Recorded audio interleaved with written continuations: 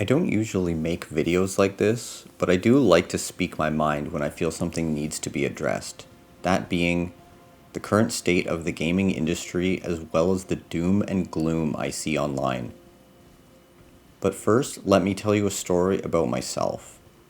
Back in 2020, a coworker and I got into a discussion about games, and Morrowind came up. I said I didn't really like Oblivion and never played Skyrim, because a better game came out that I was obsessed with. But he insisted. He mentioned how crazy it was, some of the absurd stuff you could do, and eventually convinced me to give it a shot. With some small graphics and quality of life mods, I dove into it with the intention of retaining as much of the original experience as I could. It was a slow start, but as I left the starting town, I heard a man fall from the sky and had to check out what happened. I find his body and loot a scroll of Icarian flight from him. It reads, "Fortify acrobatics by 1000 for 7 seconds on self." So I immediately use it, jump halfway across the map, and die. I couldn't believe it. Did that actually just happen? I'm used to being trolled in Dark Souls, but this is next level. I begin to mess around with custom spells, making everything from Ultra Mega Fireball of Ultimate Destruction to a spell that simply buffs my speed by 500 and call it Gotta Go Fast. I eventually figure out how to have an unlimited stamina and mana and begin to immerse myself in its vast world. I put literally hundreds of hours into the game. I loved it, and I can honestly say it's one of the greatest gaming experiences I've ever had to this day. Flash forward about a year, and another coworker told me he was replaying one of his favorite PS2 games, Rogue Galaxy. It sounded really good, so I took him up on the offer to hang out and see what this game was all about.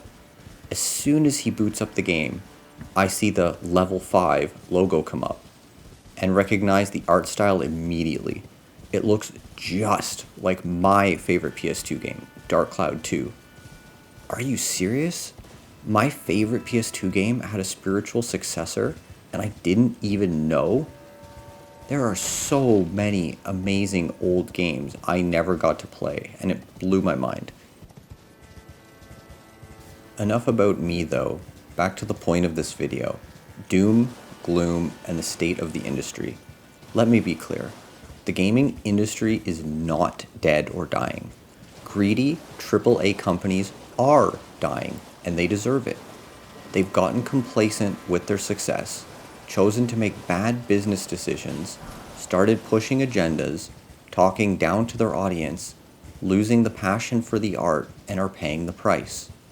These problems are very real, but discourse surrounding it has become absolutely caustic and polarizing, lacking any sort of nuance, and it's not good for discourse or mental health. Now, I'm not saying to stick your head in the sand and ignore it. Quite the opposite. It's very important to be informed. I like poking fun at Concord or Dustborn as much as the next guy, but don't let it consume you. Be in the world, not of it. I'm not here to remind you to vote with your wallet. Most of you know that already. What I am here to say is, we need to be more conscious of where we focus our time and attention, as these are all we truly have.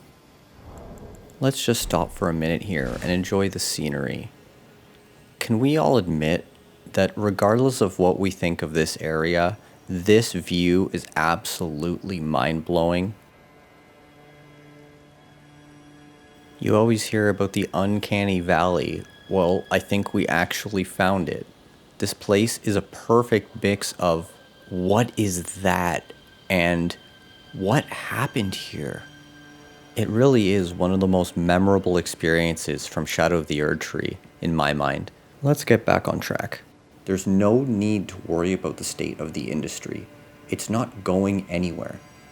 Let greedy mega corporations dig their own graves, point and laugh if you really want, and either focus on playing your backlog or play some older, legendary games you've never experienced. Is Skyrim one of your favorite games? Give Morrowind or Daggerfall a try. Huge fan of Zelda? Go play the original, A Link to the Past, or some of the more obscure titles like Ages and Seasons if you haven't. Nier Automata, one of your favorite games? Play the first one, or even better, go play the Drakengard series. Maybe A Link to the Past is one of your favorite games. If so, give something like Tunic a try. The sheer amount of amazing games out there is staggering, both old and new. We are living through a sort of renaissance, with the rise of indies and AA often overshadowing AAA titles in terms of quality.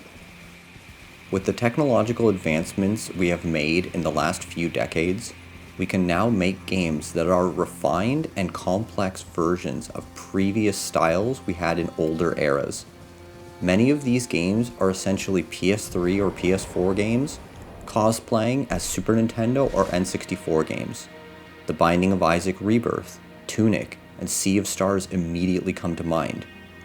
These games are so much more complex under the hood than they appear, but most importantly, they stay true to what gaming has always been about, a fun, interactive, highly immersive world.